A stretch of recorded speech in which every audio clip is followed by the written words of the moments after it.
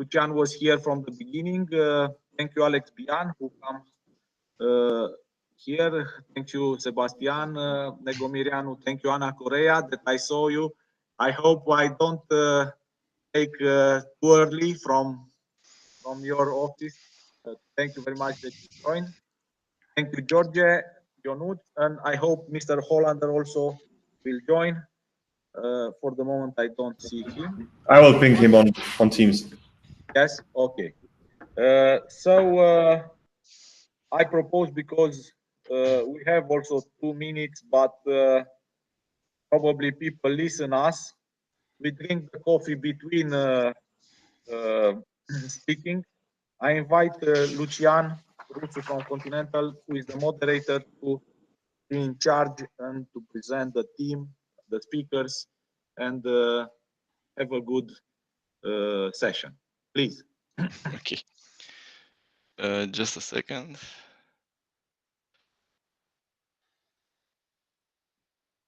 I will share my entire screen. So let's start like this. So we have first digital innovation, digital and industry 4.0 topics in our Sibiu Innovation Days. I am Lucian Rusu from Central Industry Engineering of Continental Sibiu, leading topics like software development, mechanical design, 3D printing, automations, and mostly everything that means Industry 4.0 at Plant Continental. And in the today's sessions, in the next one and almost 1.5 hours, we'll have presentations from different companies, as in digitization and Industry 4.0 with Sebastian Negomirianu, a user story in the context of Industry 4.0 with Vălean Ioan, both from Web Factory company, Industry 4.0 cobots and AGVs impact in industry with Alexandru Bian from Continental Sibiu, SAP HANA as the architecture of fast data processing with Mark Hollander from Bearing Point Software Solutions, reporting evolution from physical signed paper towards granular data accessibility with George Bontaș, again from Bearing Point Software Solutions, and research and innovation for Europe Digital Decade with Ana Luisa Carea from European Commission. So let's start with Sebastian. Sebastian, you can take the lead of the presentation. Thank you. Just a moment, let me share my screen.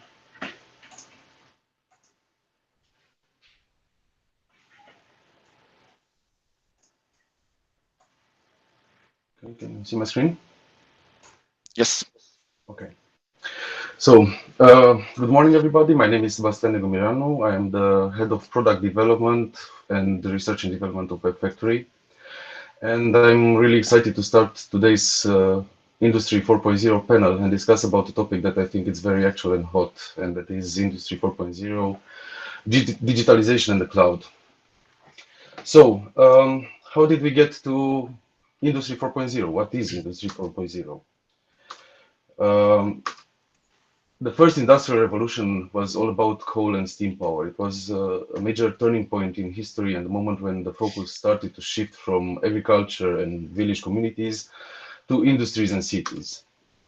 The second industrial revolution came about with the invention of electricity. This enabled mass production and moved the progress beyond cities and allowed scaling across countries and continents.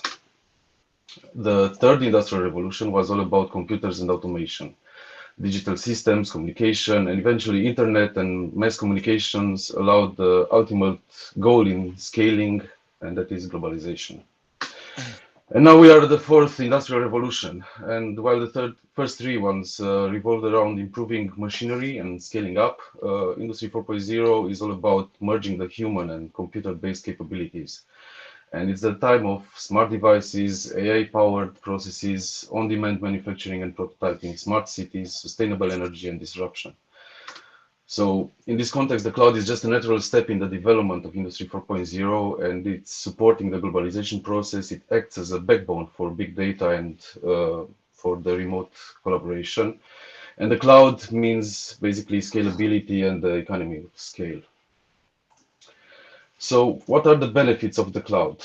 Why go to the cloud? First of all, due to its relatively unlimited resources and scalability, the cloud facilitates collecting long-term sensor data and counter data, as well as events and alarms. Having access to all of this long-term data allows identifying trends and patterns, which are the basis for optimizing the existing processes, implementing energy management measures, cutting down production costs. Also, the collected data can be used for training AI and for machine learning algorithms, and in the end can provide the tools to take proactive actions in order to reduce production downtime and to take preventive maintenance measures.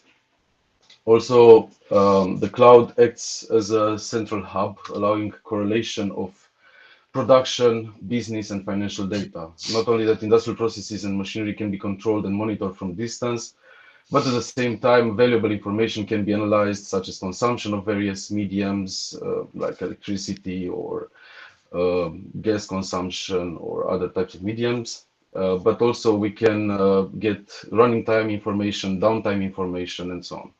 And all of this data can be correlated with information that comes from external systems like the company's ERP systems or other types of systems that in the end, working together, they can provide up-to-date business intelligence and insight.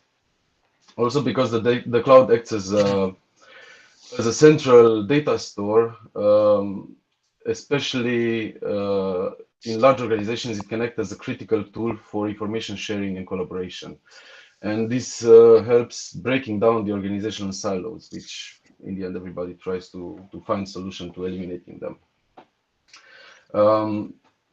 This is more important when it comes to remote control and interaction, especially in the present when traveling is nowadays a risk and is subject to a lot of restrictions. Having the possibility to connect remote specialists with the local on-site workers or support teams can reduce costs and especially can reduce risks, especially health risks.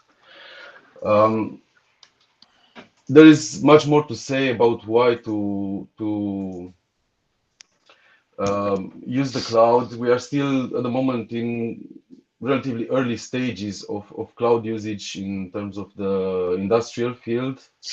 But we can see an accelerated digitalization process that happens now in more and more industries and much faster cloud adoption. And I think this year, especially with the Corona crisis, a lot of the industries and especially the big industrial players have seen a real need to accelerate this digitalization process and to adopt cloud, because in the end we do not have so many other options right now, and probably this will shape how the future will look like in the next years in the post-COVID landscape. So I want to share with you a bit of our company's history to see how we got to the cloud. Our success story started in 2000 when we launched our first own SCADA software product. And until 2014, we were mainly focused on providing web-based SCADA solutions. In 2014, we've launched a new line of products, our i4 Energy solution. And this actually marked the technological switch, first of all, to HTML5. And it also marked the starting point to what we are now offering as our cloud solution. Over the following years, our product suite has been extended, and now we have a complete and mature industrial solution that offers energy management, monitoring, SCADA, alarm and event monitoring, and reporting. So altogether, we provide a complete solution for industrial customers that want to either control or to analyze how their installations are doing. And our vision is just this, to provide such a centralized control, such a centralized cloud solution for industrial automation control, data acquisition, analysis, all of it accessible over standard modern internet browsers. So we don't want to go back to the time when we had dedicated software for doing various processes, but instead we want to offer the possibility to do to connect from anywhere in the world to physical installations by using just a standard web browser and nothing else, and allowing our customers to have insight, direct insight, and full control over their physical processes. So in the present, our solution is actually capable of connecting to a large number of data sources that are either running in the cloud or are exposed from on-premise installations via smart gateways or smart device technology. The data that is used in the analysis and the reporting stages comes from not only from multi-protocol process data, but also contains structured and unstructured information collected from various other sources, such as machine-generated text files, databases, ERP systems, CRM systems, and many more. Also, starting with April 2019, our company is part of HMS Industrial Networks Group. HMS is the leader in making industrial devices and systems communicate with each other. And with more than 7 million installations over 50 countries, this is a perfect match for us because it allows us to connect to even larger number of devices and to extend the reach of our, at the moment, hybrid, but also cloud-native industrial software solutions. So at the moment we are serving a lot of customers. We have a lot of big key customers and an even bigger number of smaller customers that come from very different industries. Of course, we have automotive industry, we have building and facility management, intralogistics, refrigeration, climate solutions, and many other types of services. And with our current focus in the cloud, we are actually expanding even more to cover also the area of machine builders and device manufacturers. And I guess one of the important questions is, what does the future hold? What is our vision about the future? We've seen in the last years, and especially in the current year, because of the accelerated change forced by the current crisis, that our customers have turned to a much faster cloud adoption. In the past, there was always a discussion with the customers about data ownership. Especially the big customers were always afraid to have their data running in the cloud or to access data over internet, and the focus was always having everything on premise. But now, especially with the need of remote work and the need of and the limitations in travel, most of our customers are now seeing the benefits of going into the cloud and being able to connect remote teams directly and to bring specialists from across their entire organization together. At the moment, there is the shift to the cloud is happening in stages. So there are a lot of customers that are going to a hybrid approach where they have both on-prem and cloud solutions. But this is just preparing the groundwork for moving completely to the cloud. And this is in line with our vision, as we are focusing on bringing support for more devices and data sources, and we are focusing more on IoT devices and industrial IoT devices, smart gateways, and cloud data hubs, and allowing them to integrate with our software solution. So also the fact that we are part of HMS Industrial Solutions, this offers us a great boost and potential in this direction. Also, in order to be able to benefit from the cloud scalability and to leverage the economy of scale, we've made major steps forward for transitioning our products to a multi-tenant industrial solution, software as a service solution in the end. our main focus is actually near zero engineering time. This is a key aspect of our customers. They are always the cost of engineering increases with the time required to do the engineering. So they are always trying to reduce this time and to optimize how fast they can bring their physical processes to the digital world. And of course, as I said also before, we are mainly focused on making this accessible using only standard browser technology. We do not want to, we want to reduce the IT overhead. We want to reduce the complexity of the security systems required to run physical processes. And last but not least, even though we want to have near zero engineering time, we still need to give our customers the possibility to have complete control over their processes and to be able to map their physical processes to the digital world. And for this, we've launched our first 100% cloud native, what you see is what you get SCADA designer tool, which allows us to actually just use a browser to design visualizations for physical processes and to deploy them with one click and to run them. There's a lot more to say, but unfortunately this short time doesn't allow me to go deeper into these topics. But at the end of this presentation, I would like to draw some conclusions about the role of the cloud in the digitalization process. So first of all, the cloud greatly reduces the costs of building, running, and maintaining physical infrastructure. The IT costs and risks are definitely removed by leveraging managed infrastructure, and the focus is shifting from regular IT to operations, to ops and DevOps.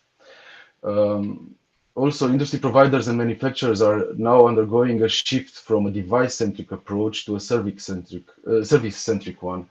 The cloud software solutions bring the necessary tools to help them make this shift, and they help them move faster in this direction. Also, the fact that we have nearly unlimited data and processing power supported by the cloud can give us a lot of new perspectives and can drive innovation, can drive drive the processes that will be part of the future of industry. And it also allows us to take advantage, especially of the latest developments in AI, in machine learning.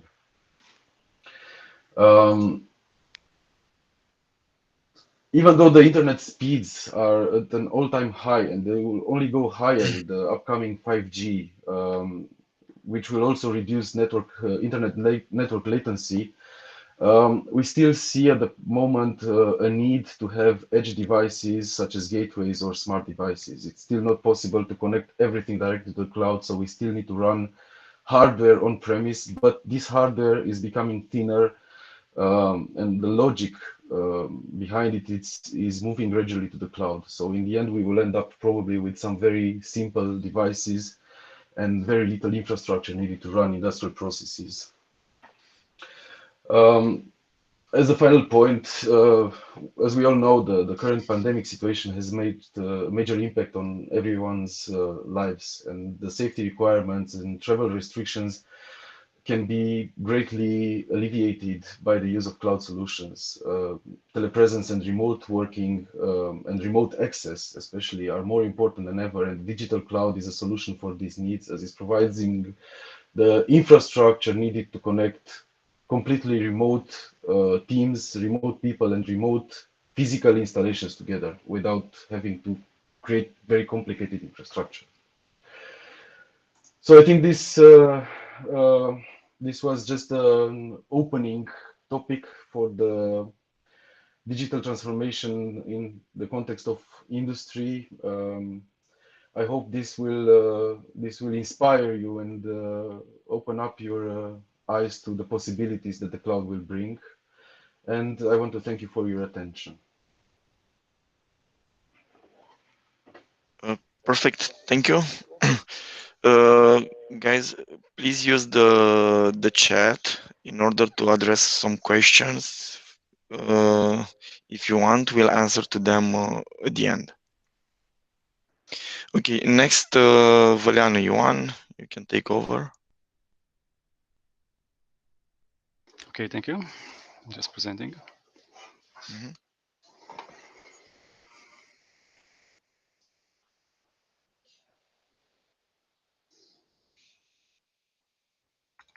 Just let me know when you see my screen. All good. Okay, perfect.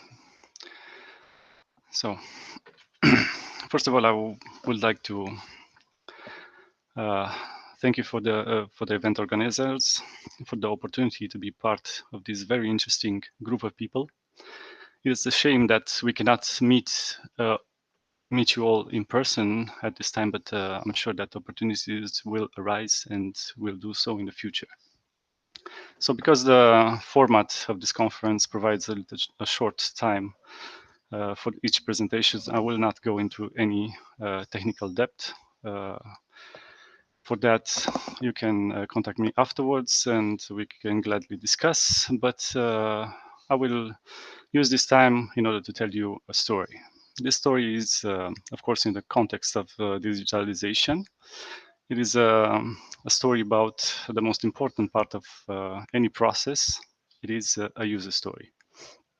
So, in the previous presentation, you saw my colleague and you saw all the different iterations of the industry and standards of from manufacturing to production line automation and current industry 4.0, and also an idea about moving forward, iterating next this protocol.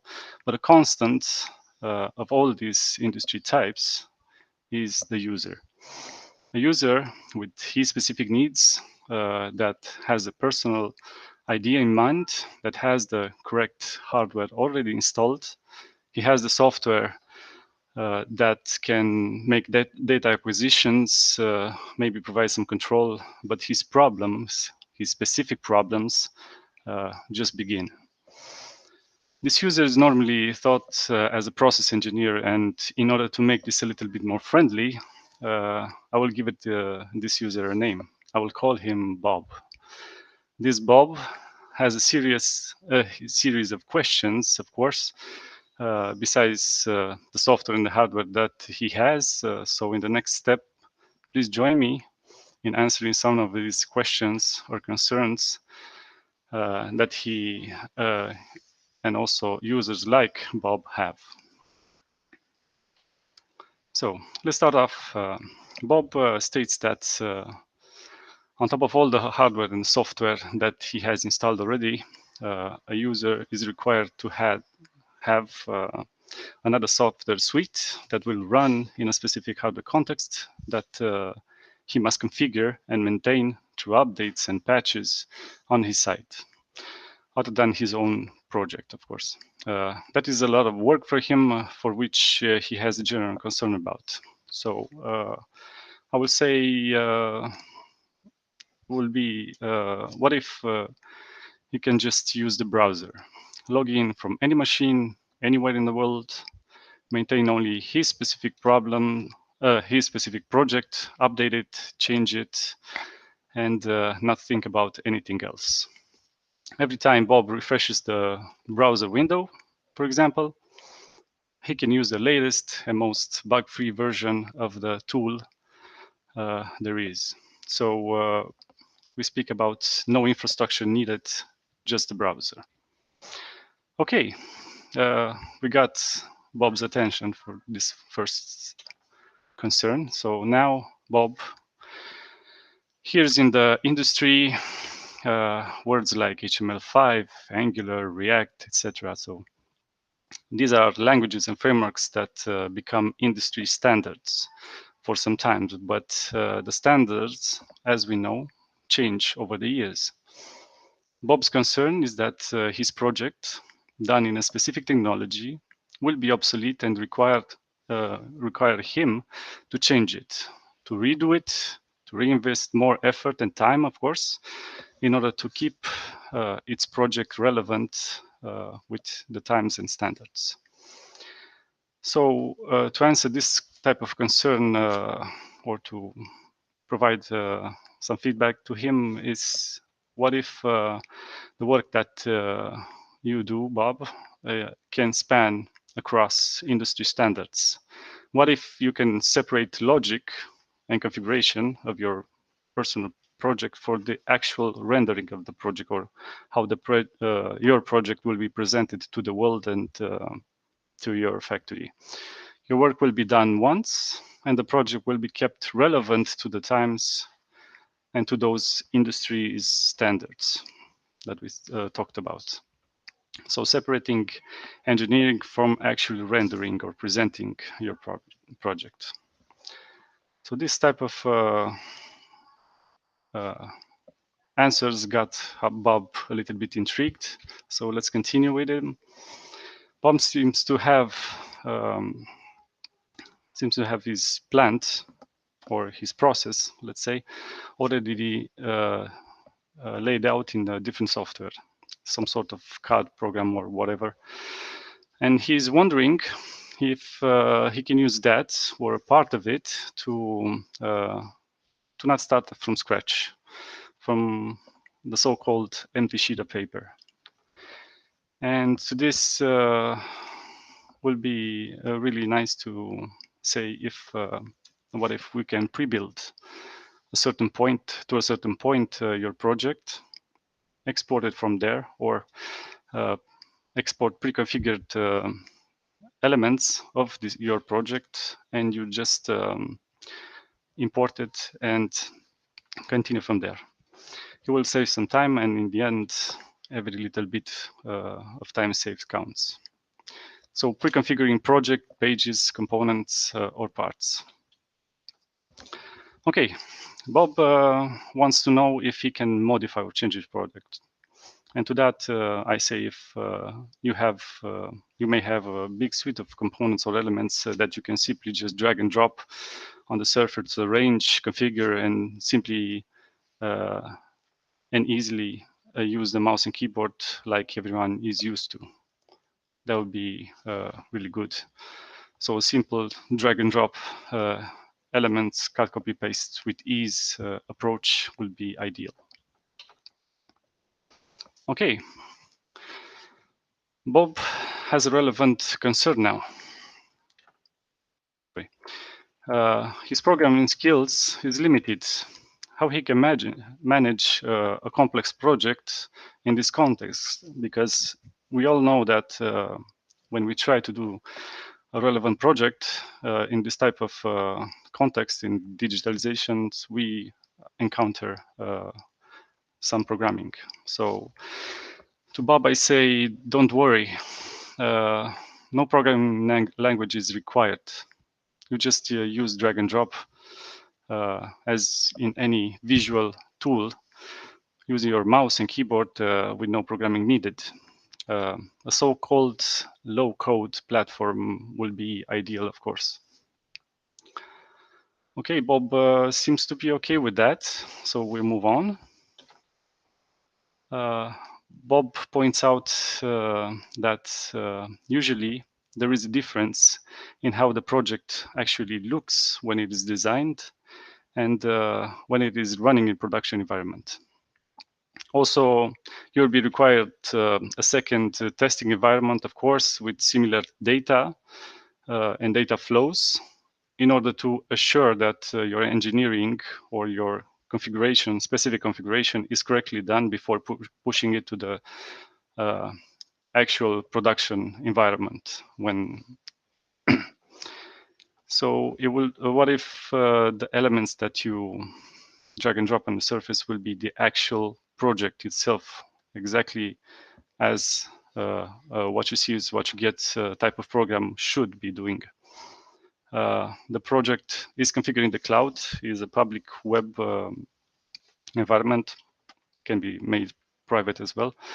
But the data that you feed to each component when you in the process of configuring your project is simulated. The simulation can be changed in order to safely engineer the entire project without touching real data. This way you can deploy it with confidence that everything that you require from this project is done and is done correctly. So the same components with simulated values and you get to fully engineer a project before deploying.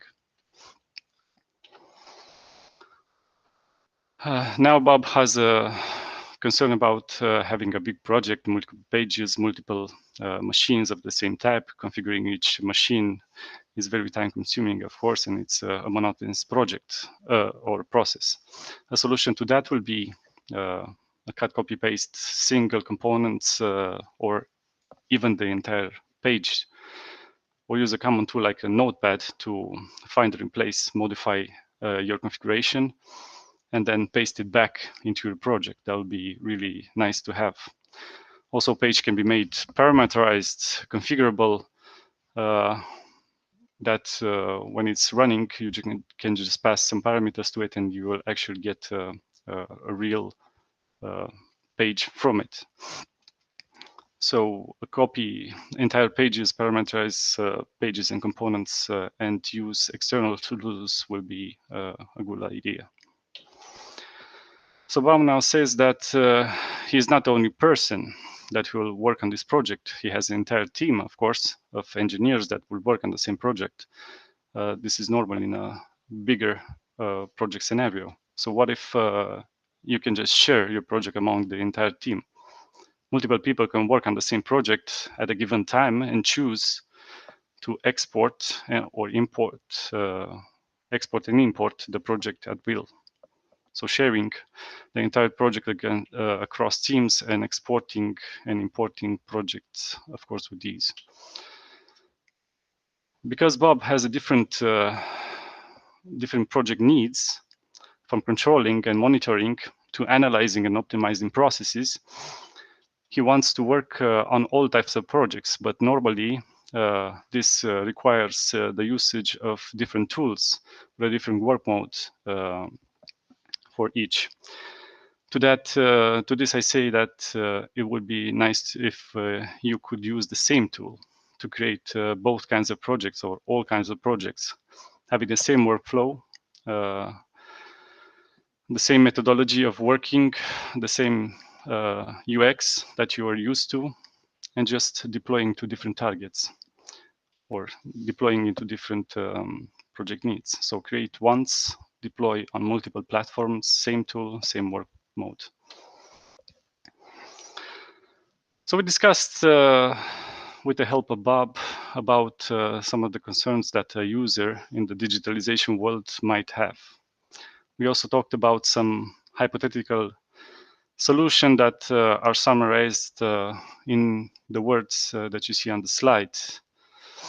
So now let's jump back into the real world and talk about something that is practical and available now.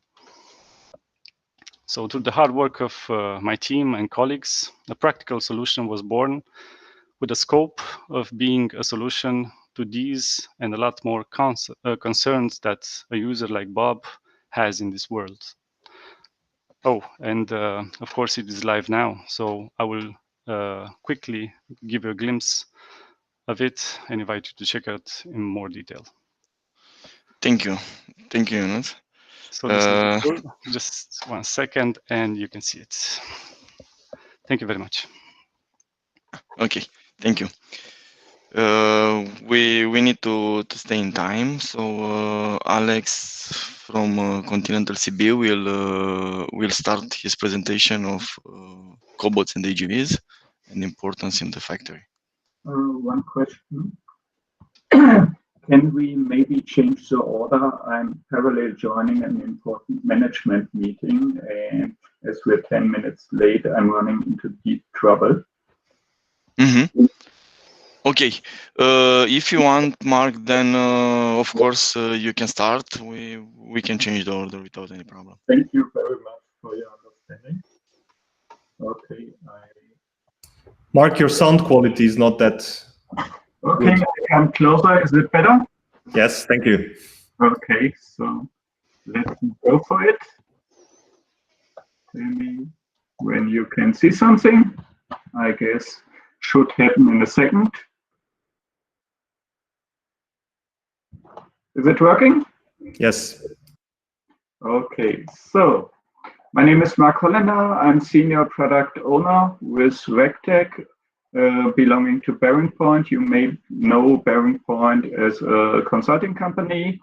What we are doing here, George and me, is software business. We are building software for regulatory reporting, being market lead in Germany, Switzerland, and Austria, and heading for European market leadership. Our products are there to support the authorities and banks and insurances for a stable financial market. We have a little organizational change in the last weeks. So our business is now owned by a private capital company, Nordic Capital, which allows us to grow in our software business. This in a nutshell. What we are doing here is, from a technical perspective, building innovative products to allow to figure out the risk, for example, liquidity risk, credit risk, or the own funds quote of banks or capital market players, and to report it to the regulators, which could be the European Central Bank or the national central banks.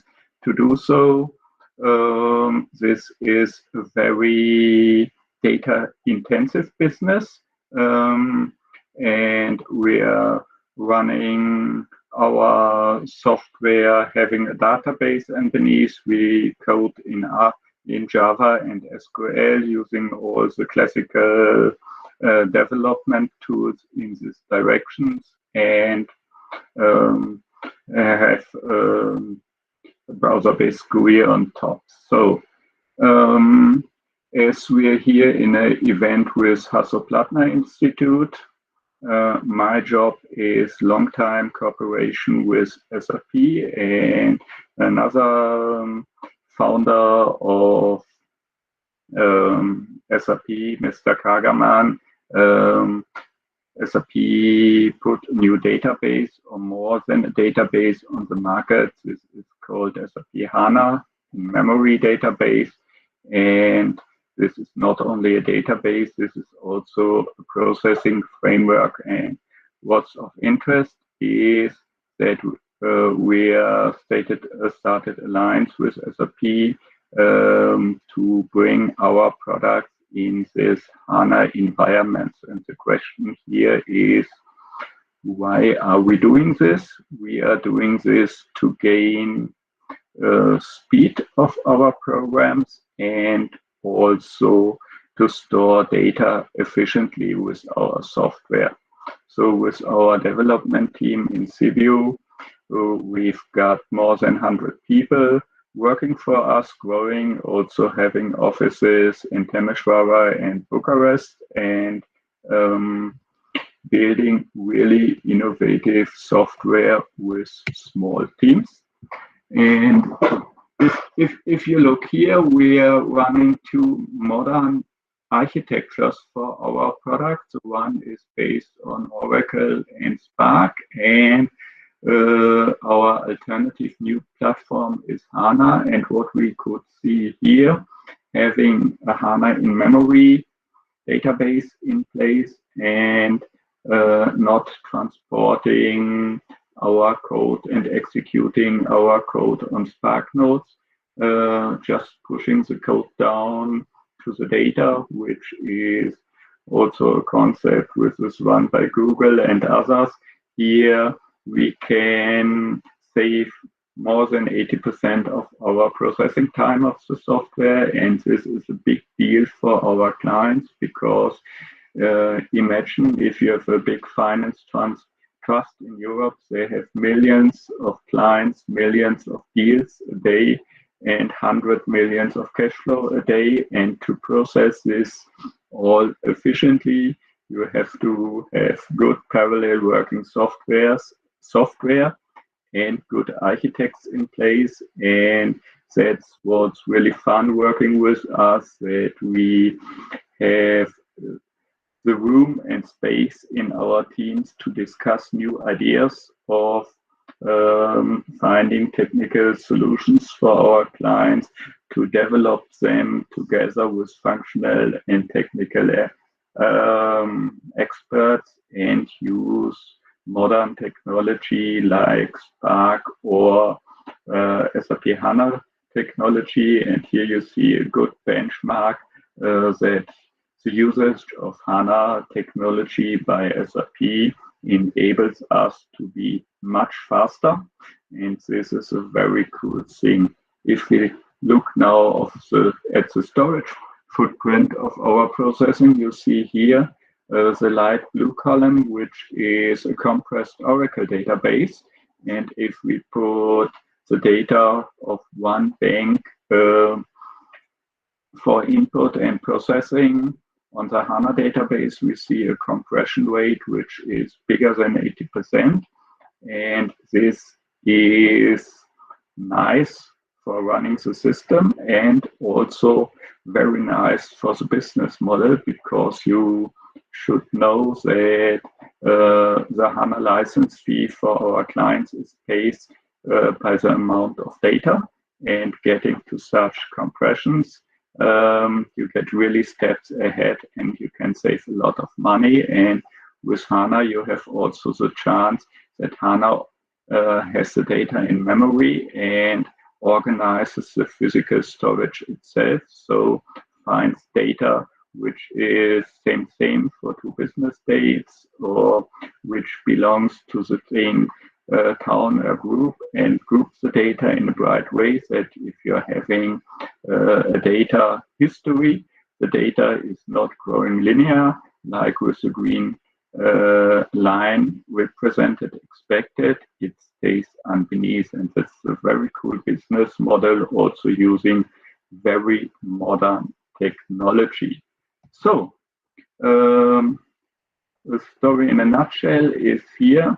We are quite innovative using Spark, HANA, and other technologies. We can create additional value for our clients. Therefore, can also give our people interesting project work and chance to grow in knowledge and technology. And this all together, we're transforming in a service company. So at the moment, core business is building innovative software for the financial market. And in future, we want to turn this software into cloud and only deliver our client service for regulatory reporting. And that's the thing where I'm very proud of doing this for many years together with people from Romania, especially Sibiu. And it's really a success story of cooperation with companies like SAP and people from Sibiu, and us bringing products and growth in the market. Thank you. Okay, perfect. Thank you, Mark. Mark, maybe you can answer the questions in the chat before leaving, if you want to leave a bit early. Okay. So why are we sitting in different platforms? So the thing is, we have very different clients. That's one reason. So smaller clients may not go for HANA, and also regarding if you only one platform in place, SAP and Oracle could ask for higher license fees because they're dependent on it, and there are different scenarios where this or that approach has clear advantages. For example, in the financial markets, there are people having all the data on a HANA system, and it's very nice if you not bring in your own technology stack as company. If you just bring in your app and can run it, this is a real value for our clients. What are the key factors for performance or efficient storage? Easily answered. Key factor for performance is to skip data transport between different parts of the applications. and also to have all data in memory. Efficient storage is something where HANA and SAP took care for, that you have just the logical data model which you're using, and the physical storage is organized by HANA technology using artificial intelligence, looking for same patterns and so, and coming to the good compression rate. So, how's that? The first question, I think, was not in my direction, no? Alexandru, Alex? No. Okay. No, it's it for was not. Sebastian. Yes. Okay. Thank you very much, Mark. Let's start with Alex's presentation. Alex, maybe you can help us catch a bit the time. Thank you. Bye.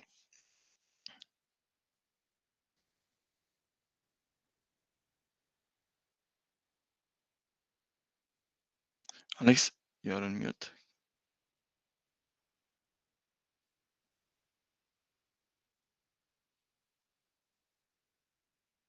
Can you hear me now? Okay, better. Yes. Okay, sorry. So can you see my screen? Not yet. You are sharing a different monitor, probably.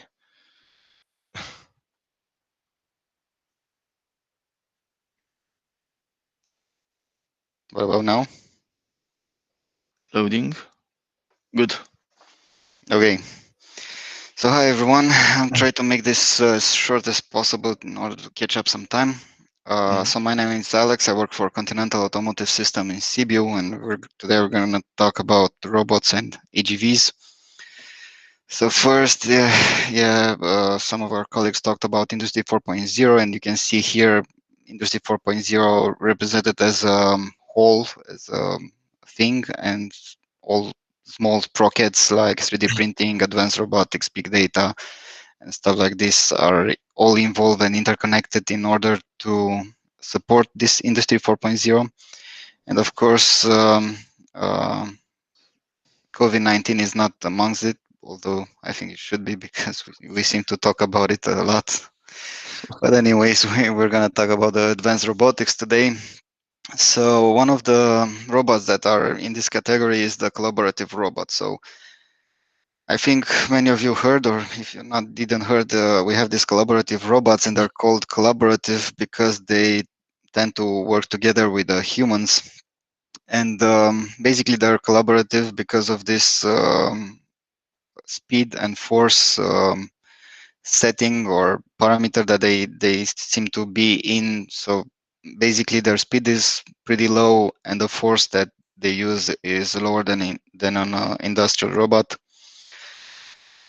But of course, being a robot, we need to have regulations, and unfortunately, these robots were so new on the market that we didn't then have any documentation. So we have the machinery directive, that this is basically the Bible of building machines, and then we have the ISO TS 15066, which basically didn't include much. It only had one page with about 3 things mentioned until 2016.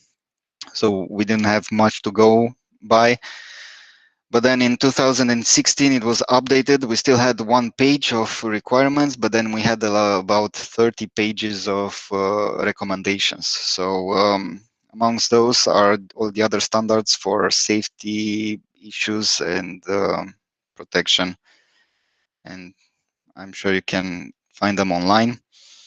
This is a small comparison between the normal industrial robot and the collaborative robot. So these collaborative robots, basically what's new and innovative for them, it's the way you think of a robot. So what was new when iPhone came out? It only had one button, and it was easy to use. So it's the same principle applies also for these robots. So basically they have a teach pendant that's very user friendly. So the programming is very, very easy. Even a 5-year-old can do it and can program and can search online on YouTube, and you will see a lot of kids playing with these robots. And basically, this is one of the main advantages over the classic industrial robots. Then, of course, the way you replace them. So it's pretty easy to replace it. It takes about 1 hour to replace this kind of robot, where as an industrial one, you need a whole day to do it. And of course, the costs are very low compared to a normal industrial robot. Now, AGVs are considered as robots as well. So basically what AGVs are, so we had autonomous moving robots before, but these robots usually were programmed with a dedicated path before, and or had to go on a magnetic strip or on a fixed rail or something to go from point A to point B. Now, what AGVs bring new to the market is the fact that they can they're autonomous guided vehicles. So basically, if you put an obstacle in front of them, they will calculate and move around this obstacle to navigate from point 1 to point 2. Of course, they have a lot of sensors and a lot of safety devices in order not to bump into people and objects.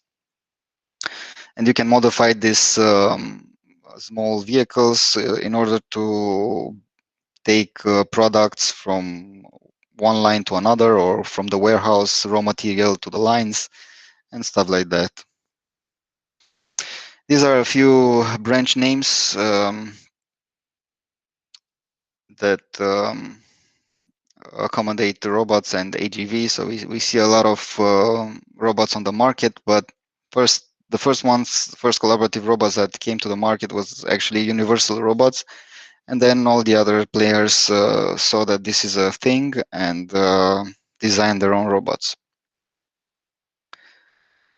Okay, and now for a video, I'm actually gonna show you from the, I don't know if can you see it? So this is a robot working in a factory alongside the human operator. Human prepares the part, then the robot comes and screws in a few screws.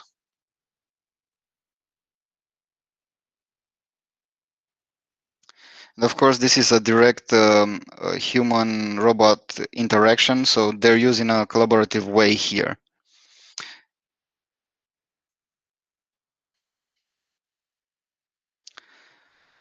Okay.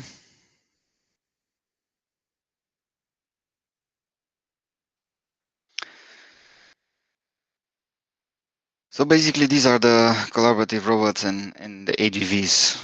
Hope it was short enough to recover the time lost. Oh, okay, I have one more. I have a calculation, a small calculation for return of investment. This might be interesting for some of you. So basically, we have two scenarios where we have just the collaborative robot, as we saw in the movie, working amongst the operator, where you don't have that much cost, only the robot itself that costs about 30K.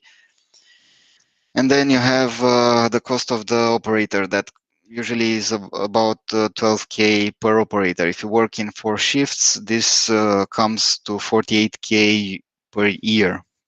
So basically, if you use a collaborative robot instead of a human, then you save, you get your return of investment in about 7.5 to 8 months. Then you have the other scenario where you also have this collaborative robot, but then you also want to include safety elements, and you want to use this robot as an industrial robot, so faster speed, faster forces, in order to have a better cycle time. Also, maybe you have to modify the equipments a little bit, so you need some to do a small investment in the equipments themselves. Then you got about 70K approximately for this integration. Again, the operator costs are the same, taking us to the return of investment in 1.5 to 2 years. So basically, a good integration of the robot is one that gets your money back in before 2 years. So everything that goes past this 2 years point doesn't make sense to use a robot. Okay, thank you. Thank you, Alex. Let's go to George Bontaș again from Bearing Point Software Solution, this time from Romania. Yes. Perfect. I'm sharing my screen now with you. Can you see it? Yes, working perfectly. Perfect. So thank you so much for the introduction. I'm really pleased to be joining the workshop today at the Sibiu Innovation Days. On one side, because it's really great to reconnect with Lucian Blaga University, where I am an alumni, and it's also great that you, Ionuț, we were actually ex-colleagues back in the computer science course. But on the other side, I think it's really important for the local market to have as much collaboration between the local companies and to share knowledge between us. To introduce myself, I'm George Bontaș. I'm the country leader for RegTech Bearing Point. As you heard from Mark, we are doing we are a software company, actually a spin-off from the Bearing Point consulting group. I am with RegTech since 2010, and since then I spend a lot of time, especially abroad, supporting different banks to introduce our software into the bank's environment. And for that, I used to work with very diverse teams, with team members from USA, UK, Germany, Romania, India, and China. But late 2018, I took the role to lead the software company from Romania towards success. And since beginning of 2020, I fully stabilized myself again back in Sibiu, together with my wife, of course. But now let's get to the most important topic. It's relating to the regulatory reporting and how its evolution came in the past. So what is regulatory reporting? I'll tell you a story. So we have different people that have different needs. Think of buying a new house or buying a new car, or you're employed in a company and you identify an interesting business for the future, but you don't have enough capital. Here is in general a financial institution coming into place to support you. So what you do, you sign a contract with the financial institution to get the money and support for what you require. But the financial institution itself is not allowed to work itself and to do whatever business it wants. So here the regulators also come into place, mainly the central banks that are in each country. In Romania, we have Banca Națională a României. But also the national banks are sometimes not themselves in the work, because we have in Europe, for example, the ECB, European Central Bank, or the EBA, that also are governing the European Union's financial stability of the markets. So what is the regulator doing? Is asking actually the financial institutions to provide several reports with different risk indicators that are derived from their business. As my colleague Mark was explaining beforehand, so different information regarding the liquidity, their exposure to different groups or people or firms, in order to make sure that in case an issue occurs into one place, the bank will not go into insolvency or bankrupt, and then the whole world might even suffer, as it was in 2008. But what do the regulators do? They will look at the information that they receive from each financial institution and tell the banks, okay, your indicators are fine, or you're having some breaches in some cases. And for that, they even say, okay, you had so many breaches in the past, now I'm going to give you a fine to correct them. And if you don't correct them in time, they even might take the banking license out of the financial institution. But with time, of course, these reports are not anymore done by hand. So things changed. We introduced the IT system, so data is now digitalized in databases, and the transmission of the financial institutions towards regulators were started to be done on different disks and emails. And today, of course, we introduced the internet. We have internet as a possibility to deliver more data to the regulators, so the regulators can analyze, identify further risks, trends in the financial market, and add more legislation, because in the end, that's all about it, to have a proper governance in place. So we have the needs of the private and business sorted out by the financial institutions, but we need also to have a risk assessment around the whole situation. And in this context, what Mark was explaining, mainly we have solutions to support the financial institutions to produce the reporting requirements towards the regulator. So from a very granular data to be able to produce the indicators, but on the other side, also for regulators to consume the data that is given by the financial institutions, and to be able, from this big data pool, also to further go into drill downs.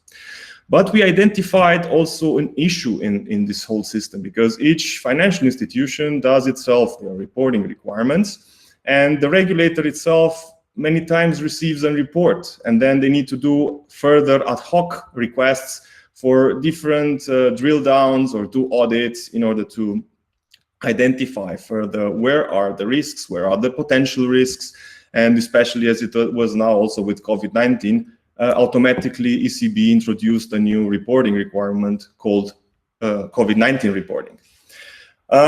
We do work a lot with the regulators. We have here, actually, Banca Națională a României is using our tool to collect the data from the market. On the other side, we have very big institutions that we work with, starting with BCR, Raiffeisen, International, Erste Group, Commerzbank, Rabobank, but also a lot of fintechs, if we go to PayPal and Revolut, which are using our software to be able to be compliant with the reporting requirements. So our vision is that we should use the full power of today's technology, and for that we want to introduce an input data dictionary, so that the banks do not think all the time in terms of reports. So if you think Excel-like or a real report on paper, to think more, let's give granular data accessibility towards the authorities, so that they can identify themselves the issues. And our proposal goes in the direction that the financial institutions need to take all their information that they store in the core banking systems in different sources, where they digitalized all the contractual information that they have related to their business.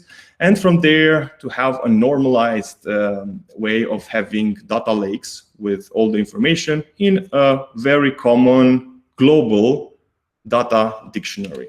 From there, of course, different reporting providers can support to have a factory effect, so to replicate the calculation of the indicators and push them towards the central banks.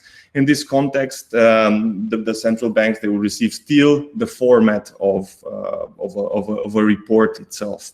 But our idea is, why don't we have all this data available in an API format for the regulators themselves, so that the central bank does not only receive the data in the calculated format from the banks, but actually to have the possibility to pool the data themselves, and further to have different engines of calculation, identify the risk. They can even have the granular information where they require to identify further trends. And for this, we already have created a prototype. We are in discussion with the Finansinspektion from Sweden to implement this with very interesting technology, or latest technology, Kubernetes, Spark, Camunda, and others, to be able to have this possibility for the future. And moreover, we are even going more aggressively in this direction, because we think this is the way the future of reporting should look like, or actually in the end, not only reporting, but the future of the financial system governance looks like. Because then the banks can all the time use our so-called reg ops. We go to the regulatory operations direction, as the DevOps are created and other operations ideas, to be able to have a full transparency of the financial market. In this context, we believe that we even might reach the direction where there will not be any more a financial crisis, because the regulators will have their powerful engines with artificial intelligence to identify trends in the data and really be able to identify a crisis just before it happens. And if we go to the final part, we can even log to the distributed ledger technology. We even tested it with the blockchains to make sure that there are no issues also coming from that side in case the blockchains are really picking up with the cryptocurrency. With this, thank you so much, and I'm listening for questions from your side. Okay, thank you. We'll answer the questions after. Let's go quickly to Anna to hear the European Commission presentation. Hello, good morning. Thanks. Well, I hope you can hear me just fine. Can you nod? Yeah. Okay, good. So I'll just quickly share my screen.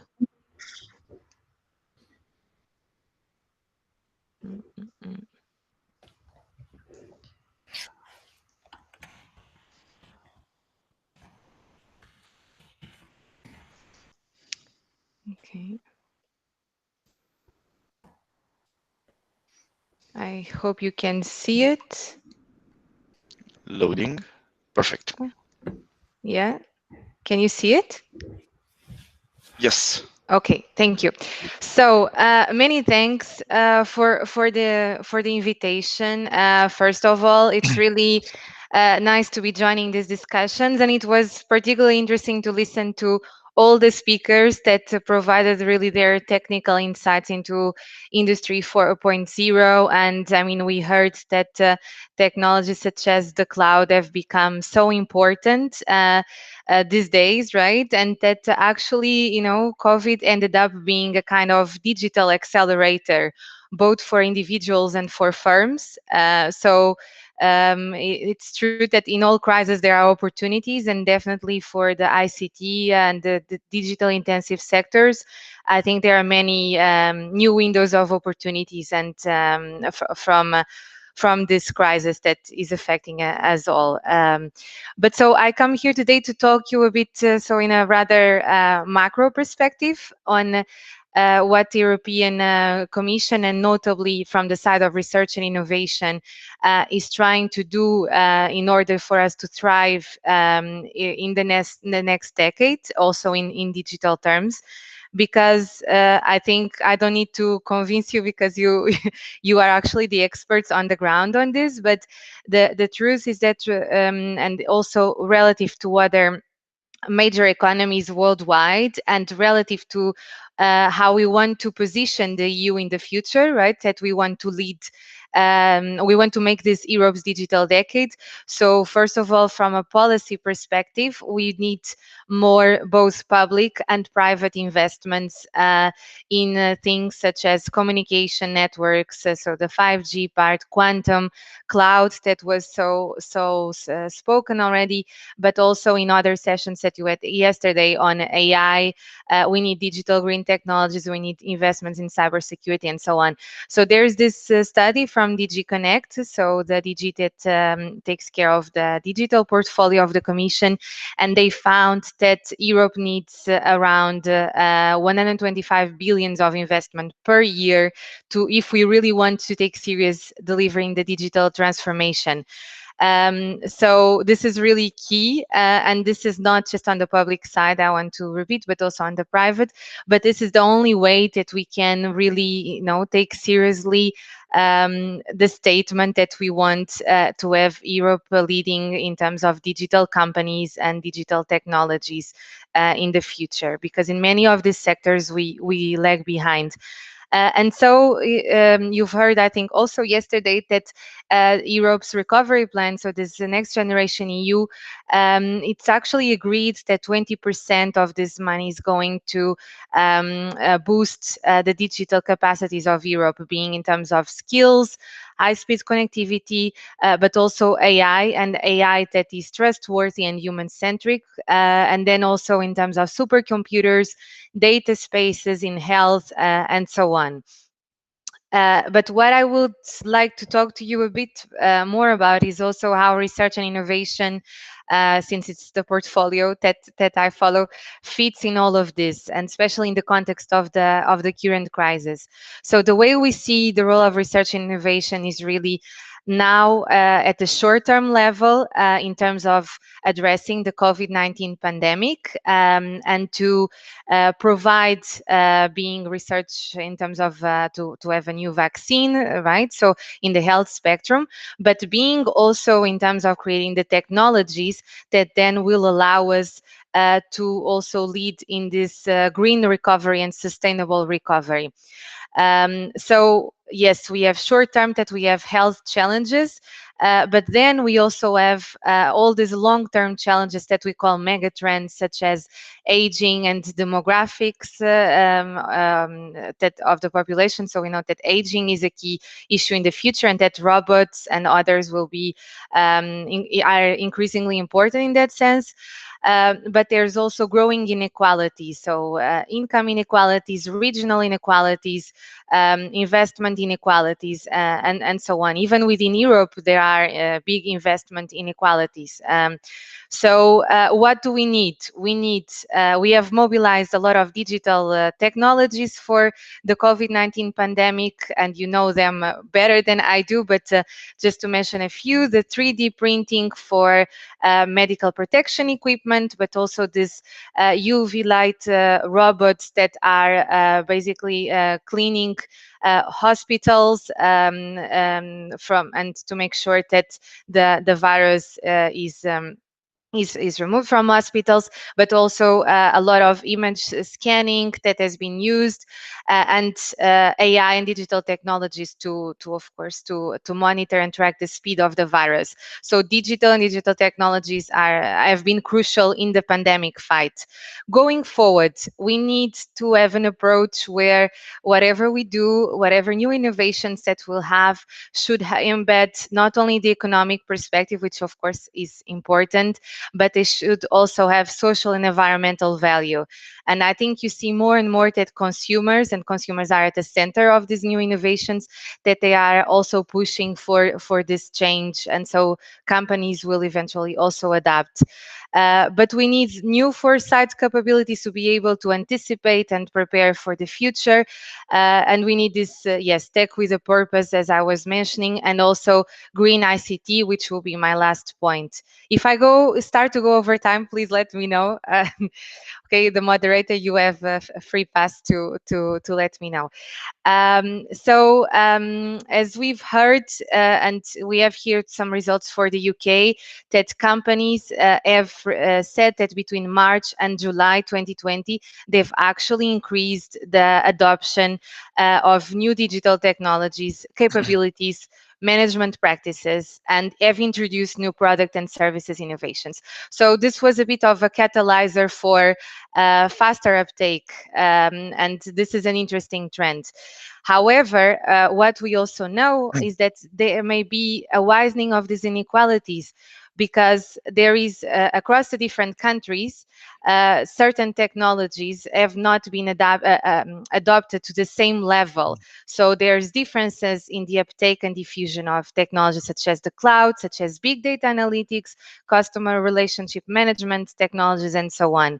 And what is more, I don't have here the graph, but if you go at the firm level, so if you compare the small firm with the medium firm and the large firm, even if you would expect that, of course, the large firms have a higher adoption of these technologies because they have the capacity, right, to acquire them and to implement them, you see that the gap in some countries is huge. So smaller and medium-sized firms are not so much doing this uptake. So you may see that, yes, COVID-19 was a digital accelerator, but maybe not for all. And those that didn't manage to make that digital leap, digital jump, they may be having severe problems in the future to keep up, especially if we have a third wave, and if the second wave also continues much longer.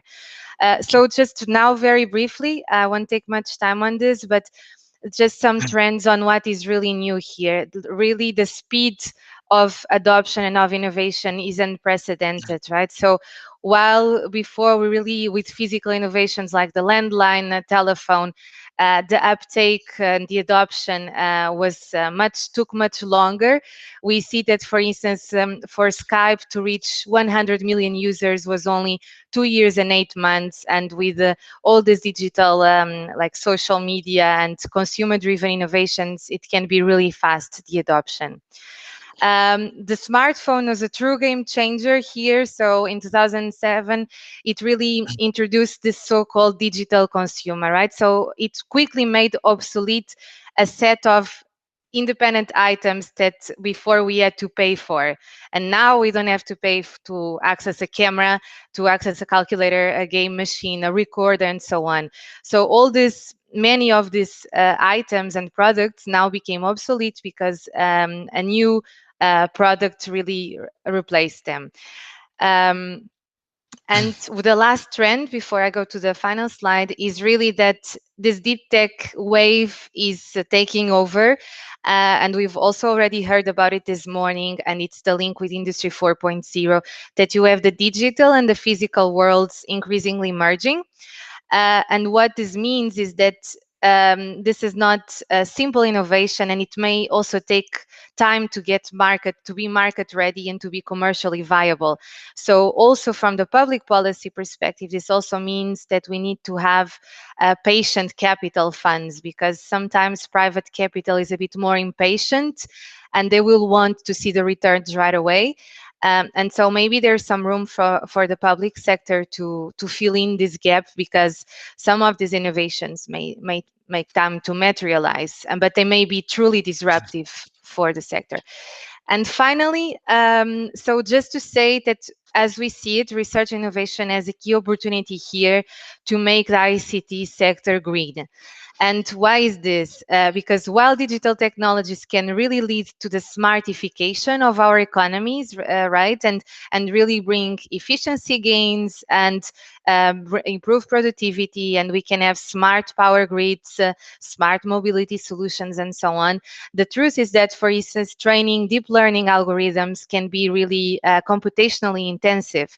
And so this brings a lot of pressure to data centers and also to telecom infrastructure. So what we really need, and I would also invite all of the viewers that I know that they work in these technical solutions, is really to try to now bring in energy efficient cloud computing, and so that we optimize consumption in these data centers, because the demand for electricity may rise because we're going more and more digital as well. And so we would like to have a green and digital world that is compatible. And so that's perhaps my last message. And sorry if I went over time. And many thanks. Okay. We thank you, Anna. We have only 5 minutes left for questions and answers. So let's be quick about it. If you have any questions, let's address them.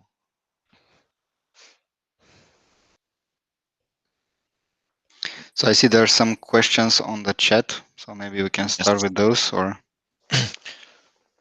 Yes, Alex, you have a question. Mark already answered. Okay. It was quite a question from me, as in you chat about collaborative cobots. And my question is now, what is the legislation saying regarding the usage of collaboration mode in these robots? So yes, for a good question, because from the legislation point of view, yes, it is allowed to use them in a collaborative way, but there's so many risk assessments and things that you need to prove that in case of an accident, then you really have to be prepared in order to say that the installation was properly done. So this is why we're not using the collaborative robots in a collaborative way. We basically make a smart laser fencing system around them. So then when you approach them, the speed will go down, and when you are in the critical area, they will completely shut down. But as Anna showed us, we do have these AGVs that run among us, and they're still robots, and they're collaborative robots as well, and they help us disinfect hospitals and bring food to the patients or medicine to those that are isolated and we cannot go and physically interact with them. So I think we will see these robots more and more interact with the humans in the future. Thank you, Alex. Any other questions? I have a question, if it is possible. It's general, but maybe for Georgia a little bit. What constraints there are in order to use the digitalization of services in the administration? Because, you know, at least from public sector, in order to make an acquisition or to do something, take a lot of time. And what are the solution or the constraint that you face in order to apply your solution? I mean, the biggest generator that we are having is actually that the regulators themselves, so the authorities come with the proper requirements in place to say we need to focus and we need to have more transparency. Of course, there will be a lot of fight back because not everybody wants the transparency for the international market. They say, okay, this is my data. Why should I put it for the authorities into place? This is one of the biggest challenges, and also the legislation behind it. In many times, it takes a lot of time to be able to really complete a full end-to-end cycle. So you start with good ideas like we had at the moment with the regulatory operations. But in order to really implement it, you need more players. So in general, the whole market needs also to do a handshake to say, yes, we agree to this standard and we will comply to this standard. Meaning being here, if we look on the public services, we can even say the mayors and all the institutions of the local market, they will say, okay, we agree with this granular data model. We agree with sharing the information between us, which are the governance models in the background, and so on and so forth. So it's quite complex from this perspective, but many times legislations helps us to push it faster. Thank you, Georgia. I think we are out of time. The other panel should start. Thank you, everybody, for participating. And Thank you very much. And hopefully next time will be in person, the meeting here. It will be great. Indeed. That's Thank you very much. Have a nice weekend. Bye-bye. Bye. Bye-bye. Bye-bye.